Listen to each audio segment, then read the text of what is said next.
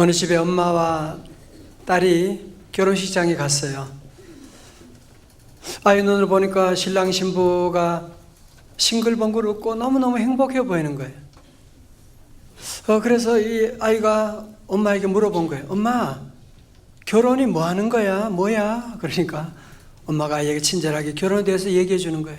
결혼이라고 하는 것은 한 남자와 여자가 서로 만나가지고 서로 사랑하고 용서하고 위로하고 이해하며 살기로 약속하고, 그래서 뭐하는 사람들 앞에서 결혼 예식을 올리는 게 결혼이야. 그러니까 아이가 꼭 이렇게 아우뚱 하더니만 하는 말이, 엄마 그러면 엄마 아빠는 언제 결혼하는 거야?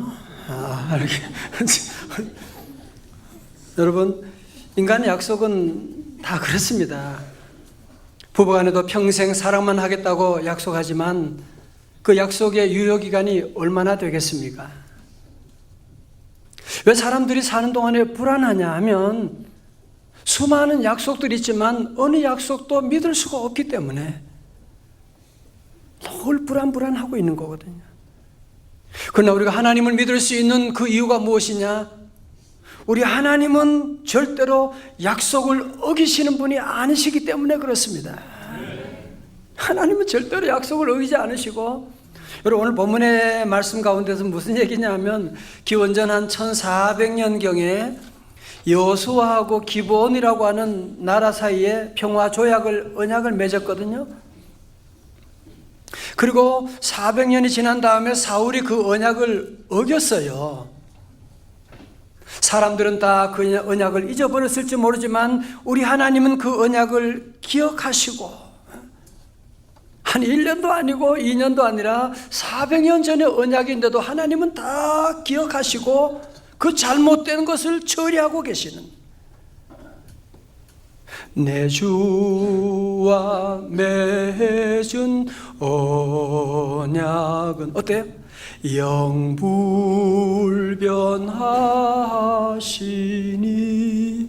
그렇습니다. 자, 우리 함께 1절의 말씀, 하나님께서 어떻게 그 약속을 성취해 나가는지 한번 보겠어요? 자, 오늘 함께 21장 1절의 말씀입니다. 다 같이요, 시작. 다윗의 시대에 해를 거듭하여 3년 기근이 있으므로 다윗이 여호와 앞에 간구하며 여호와께서 이르시되 이는 사울과 피를 흘린 그의 집으로 말미암음이니 그가 기브온 사람을 죽였음이니라 하시니라. 아멘.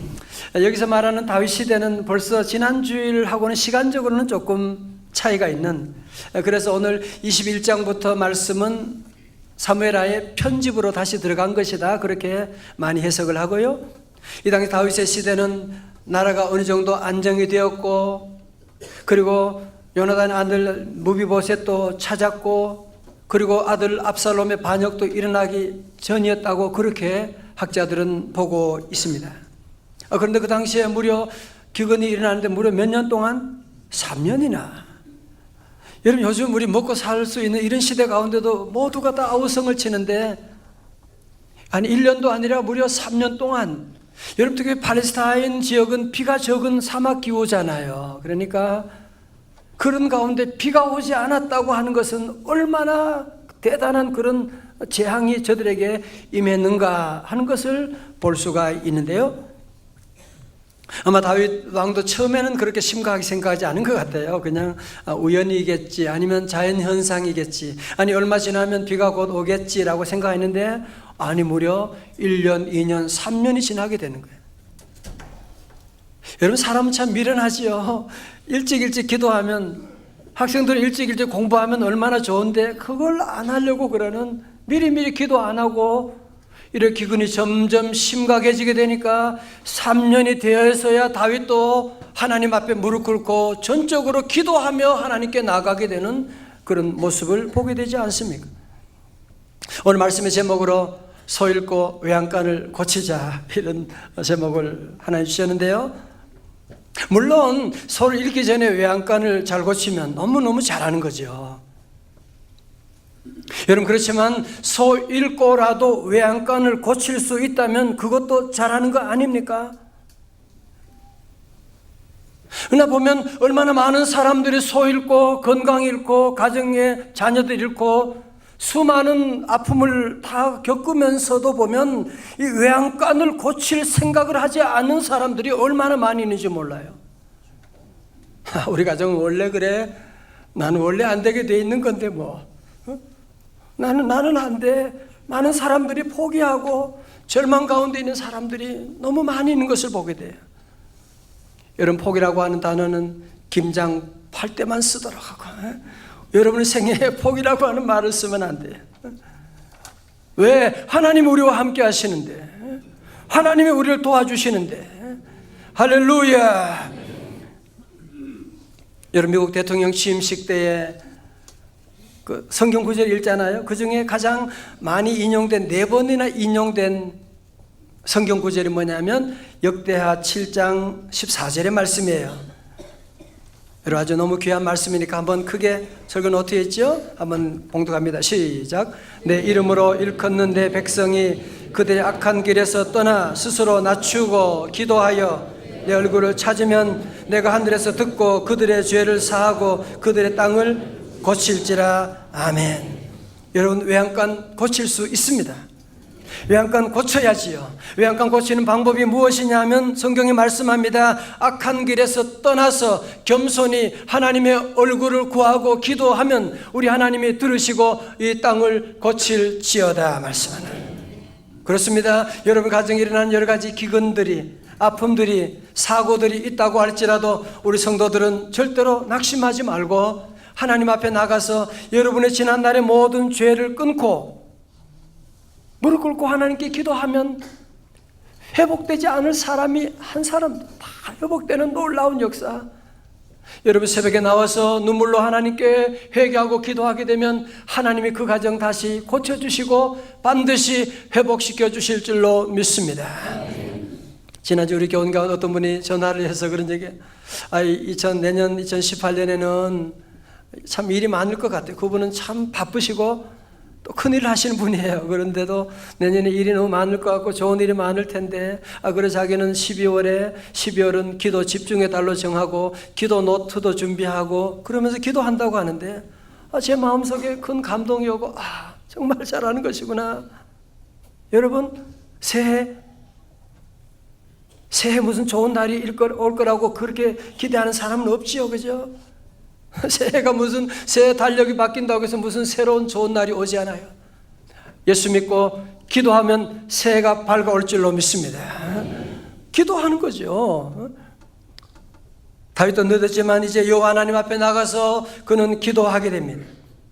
그랬더니만 3년 동안 기근의 원인을 진단하게 된 거예요. 자, 벌써 2절에서 기브온 사람은 이스라엘 족속이 아니요 그들은 아모리 사람 중에서 남은 자라. 이스라엘 족속들이 전에 그들에게 맹세하였거늘 사울이 이스라엘과 유다 족속을 위하여 열심히 있으므로 그들을 죽이고자 하였더라. 이에 왕이 기브온 사람을 불러 그들에게 물으니라 말씀.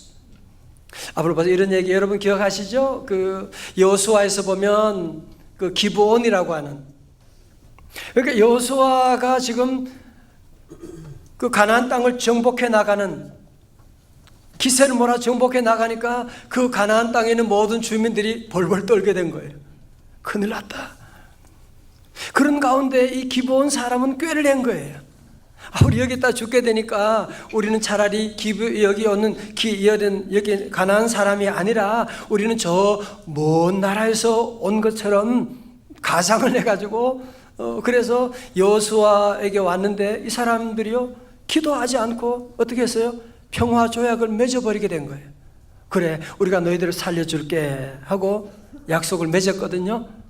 하나님은 뭐라고요? 그 약속도 약속이라는 거예요. 그 언약도 어기면 안 된다는 거예요. 그런데 사울 왕은 하나님의 언약 그런 거 관심이 별로 없어요. 단지 자기 정권력이 어둡고 자기 나라 세우고 백성들에게 인기를 많이 얻는 포퓰리즘에 빠져가지고,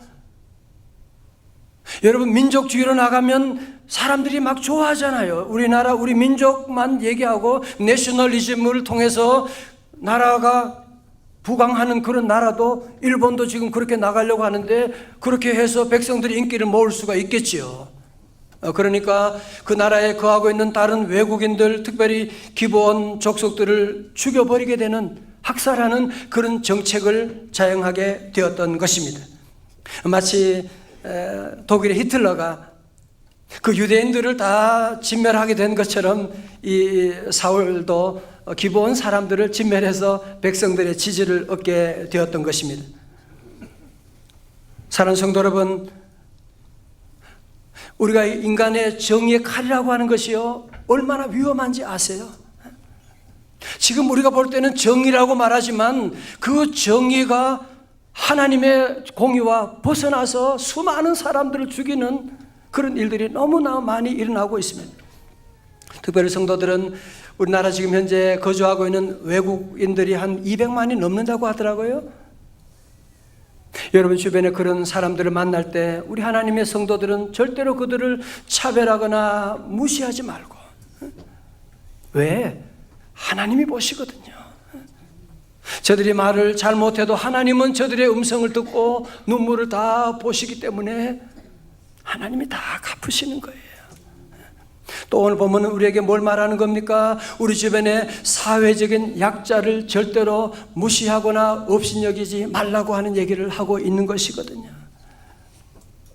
여러분, 우리 주변에 어려운 이웃들이 어느 때보다 점점 많아지고 있는, 그래서 우리나라 점점 상대적인 박탈감이 짙어지는 이때에 우리 성도들은 그 약한 사람, 어려운 사람들 절대로 무시하지 말고, 왜? 우리 예수님도 말씀하셨거든요. 마태복음 25장에 말씀하시기를, 지극히 작은 자에게 한 것이고 누구에게 한 것이에요? 내게 한 거예요. 여러분, 어려운 사람에게 커피 한 잔 사주고 손잡아 준 거, 그 주님의 손을 잡아주신 거예요. 힘이 약한 사람, 소외된 사람에게 여러분이 억울하게 하면 그거 주님이 다 아시는 거예요. 저는 참 감사한 것이 저희 교회가 벌써 한 5년째 지금 성탄절이 되면 사랑의 나눔 박스를 만들어 가지고 어려운 이웃들, 외로운 이웃들에게 한 몇백 통, 지금 몇백 박스를 지금 200, 300 이상 이제 나누어 오고 있는 일들을 지금 감당하고 있잖아요. 몇 년 전부터는 일산 서구청하고 협약을 해가지고 함께 이 귀한 일을 감당하고 있고, 얼마 전에는 또 이 선물 받고 저희 교회 전화해가지고 너무 고맙다고 하는 그런 얘기를 들을 때 참 너무 미안했어요. 또 선물을 준비하는 성도들 보면 너무너무 정성을 다해서 하는 것이 너무 감사하고, 여러분 자녀들과 함께 이런 귀한 사랑의 박스를, 나눔의 박스를 만들어서 이웃에게 나누어 주는 것, 물론 별거 아니라고 할 수 있지요. 그러나 하나님이 아시거든요. 하나님이 다 보시거든요. 자, 그래서 오늘 요절의 말씀 사도행전 10장 4절의 말씀이에요. 다 같이요. 시작.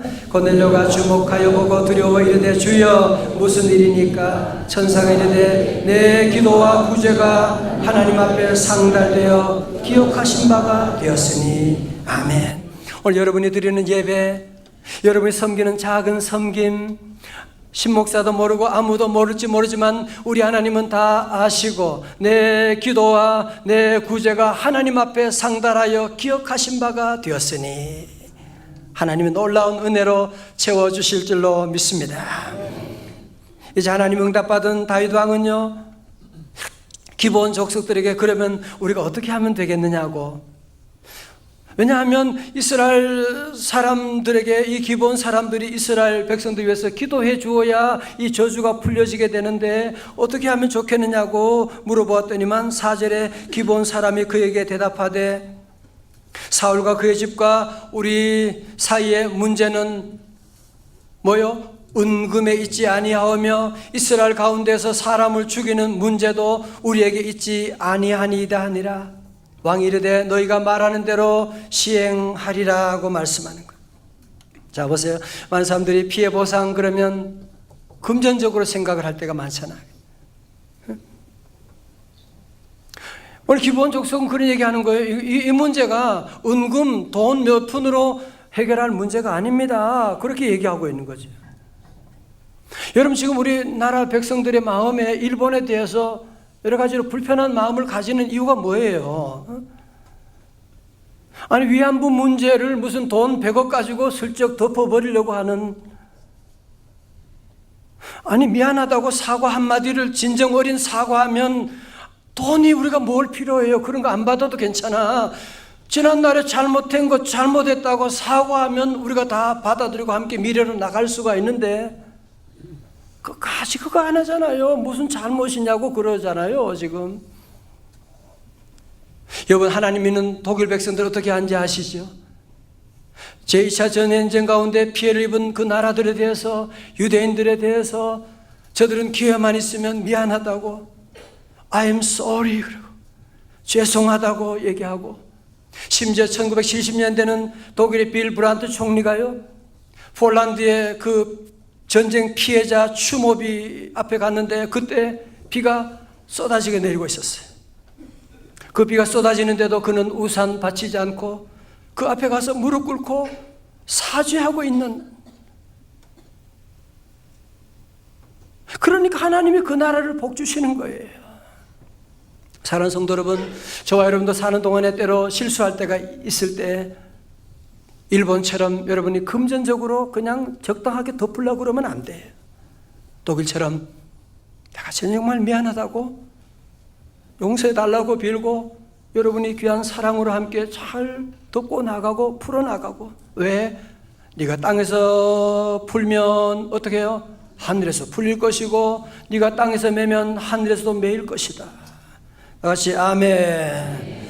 자, 보세요. 이제 기본 사람들이 자기 민족을 학살하였던 사울의 후손을 여기서 7명의 목숨을 달라고 그런 얘기 하잖아요. 그러니까 좀 너무 심한 거 아니냐라고, 원수 갚는 거 아니냐라고 여러분이 말할 수 있을지 모르지만 사실은 이것은 하나님의 율법대로 해달라 그 말씀이에요.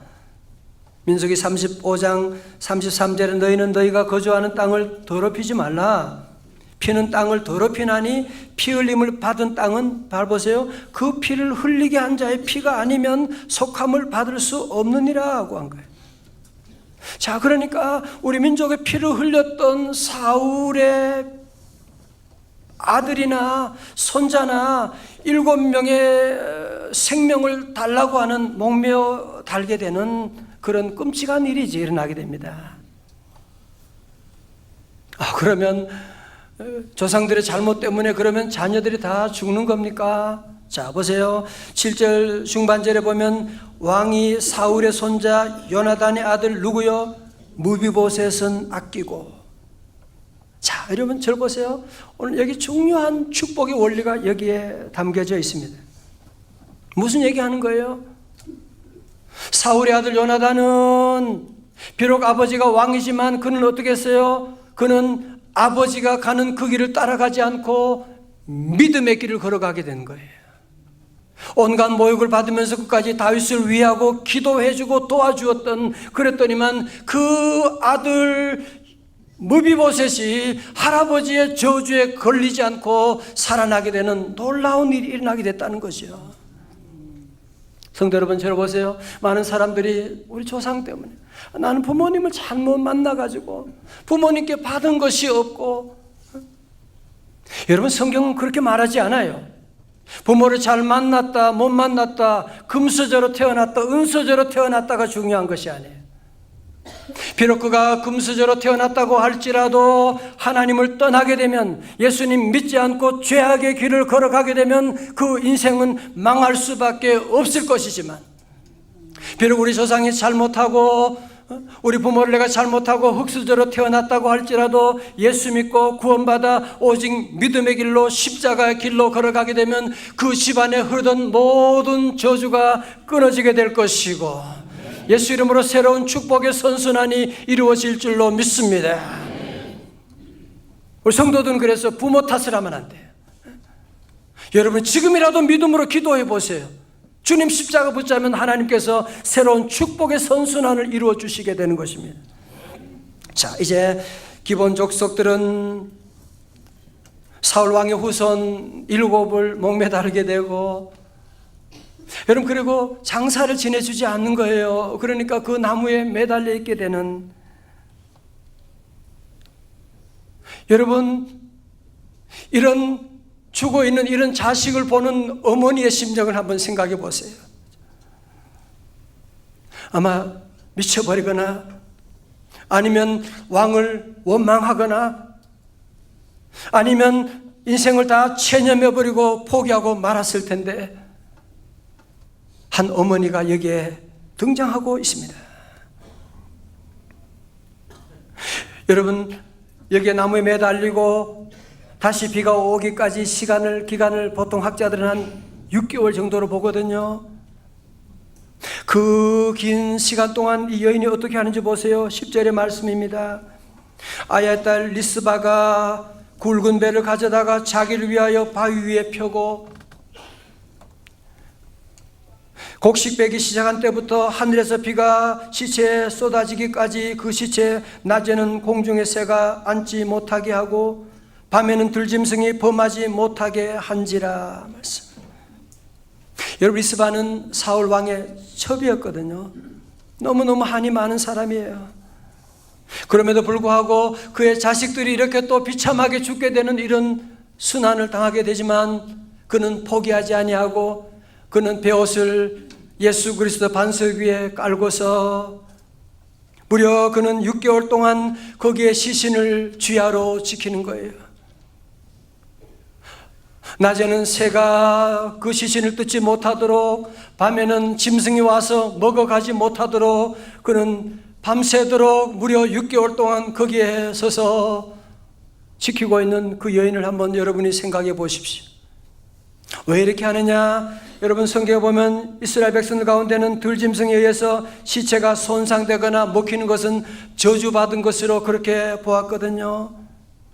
자, 이제로 한번 보세요. 중요한 얘기를. 리스바는 비록 우리 아들이, 우리의 조카들이, 우리의 손자들이 비록 저렇게 조상들의 죄악으로 말미암아 저들의 죄로 말미암아 비참하게 죽임을 당했다고 하지만, 저주를 받았다고 하지만, 그러나 주여 저들의 저주가, 저들의 죽음이 저주로 끝나지 말게 하여 주시고 저들의 죽음으로 말미암아 이제는 이 땅의 기근이 끝나고 다시 비가 오는 희생적인 죽음이 되게 하여 주옵소서. 그러면서 무려 6개월 동안 공중의 새가 오지 못하도록, 밤에는 짐승이 물지 못하도록 그 여인이 흔들면서 뭐라고 기도했겠어요? 하나님, 이 죄인을 불쌍히 여겨 주옵소서. 하나님, 우리 민족을 불쌍히 여겨 주옵소서. 용서하여 주옵소서. 저도 어려움을 당할 때, 갑작스레 우리 성도들이 어려움 가운데 있을 때 기도하는 제목이 저도 그겁니다. 주여, 이 죄인을 불쌍히 여겨 주옵소서. 나의 죄로 우리 성도들이 고통당하지 아니하게 하여 주시옵시고, 주여, 이 죄인을 불쌍히 여겨 주옵소서.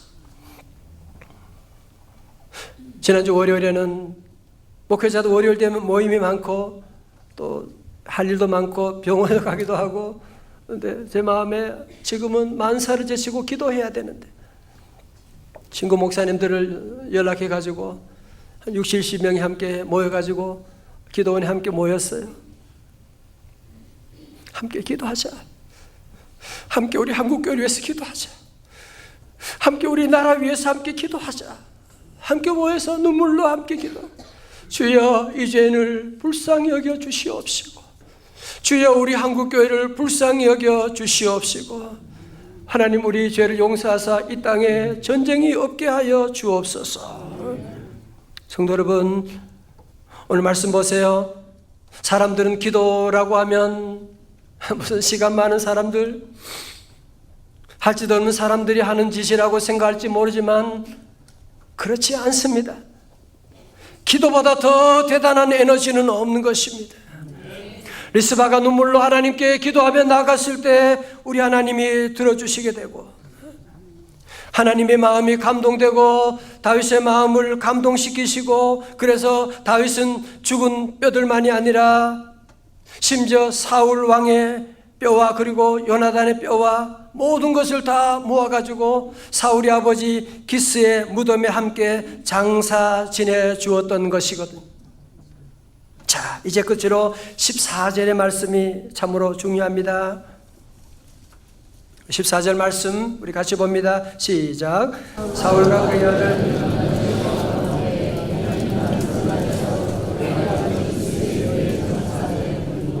모두가 그 명령을 따라 행하니라. 하나님이 그 땅을 위한 기도를 들으시니라. 아멘. 1절에서 시작한 다윗의 기도. 그래서 번제물을 올려놓고 그리고 이 리스바 여인의 회개 눈물의 기도를 하나님께 드렸더니만 그 후에야 우리 하나님이 기도를 들으시고 그 땅에 다시 비를 내려주시게 되었다는 것입니다. 사랑하는 성도 여러분, 세월이 약이겠지요. 내년이 되면 좋은 날이 오겠지요. 그렇지 않습니다. 3년의 세월이 지나도 기근이 끝난 것이 아니거든요. 그렇다고 기도만 하고 있으면 되느냐? 그것도 아닙니다.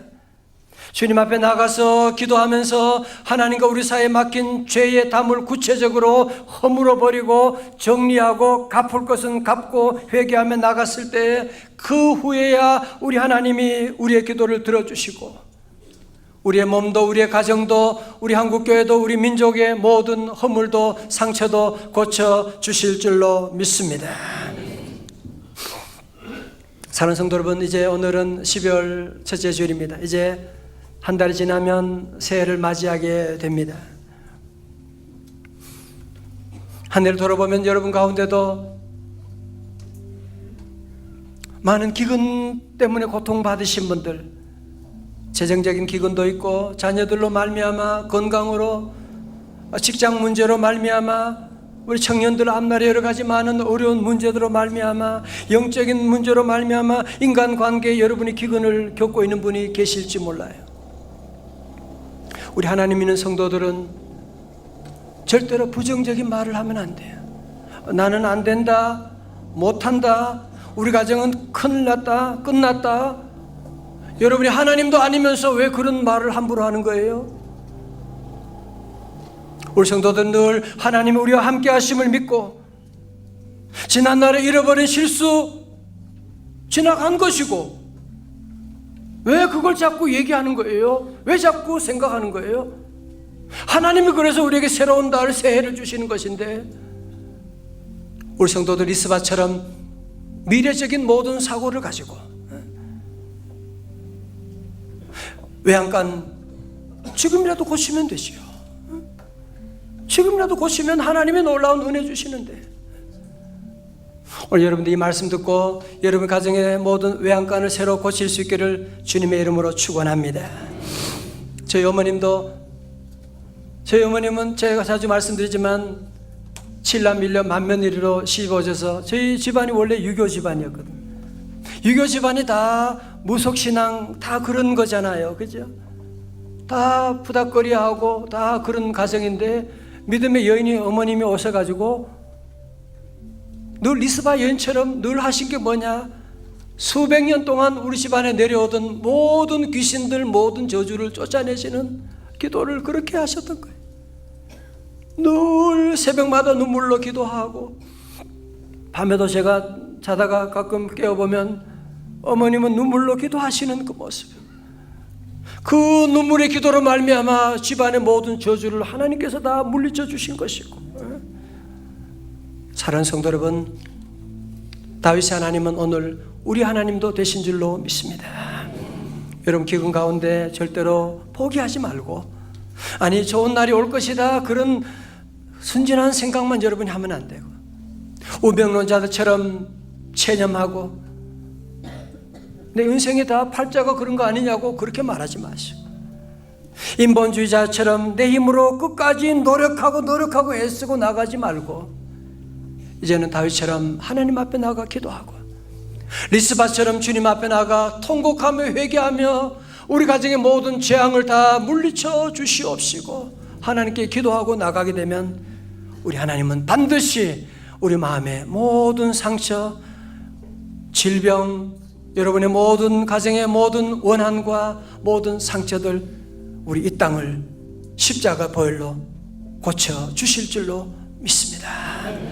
우리 함께 시간 함께 일어나셔서 함께 우리 기도하기를 찬송하기를 원합니다. 내가 주님 앞에 무엇입니까? 리스바 여인처럼 우리도 주님 앞에 외치고 나갑니다. 나는 말이 막대기만도 못합니다. 함께 시간 함께 찬송하며 나갑니다. 내